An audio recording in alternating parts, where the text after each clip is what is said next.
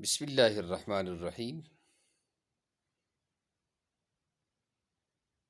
دارالفتہ والقضاء علاقہ راجوار، ضلع کپواڑہ کی فقہی مجلس میں آج جو سوالات ہمیں موصول ہوئے ہیں، ان سوالات میں سے ایک سوال یہ ہے کہ ایک روایت ذکر کی جاتی ہے کہ ایک دن حضور صلی اللہ تعالیٰ علیہ وسلم نے روٹی تناول فرمانے کا ارادہ فرمایا اور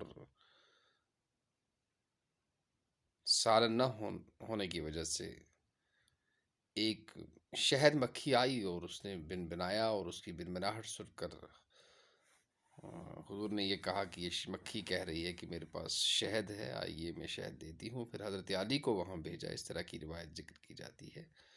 جواب یہ ہے کہ کسی صحیح ستہ کی کسی کتاب میں، حدیث کی کسی کتاب میں کوئی صحیح یا ضعیف روایت ایسی نہیں ہے۔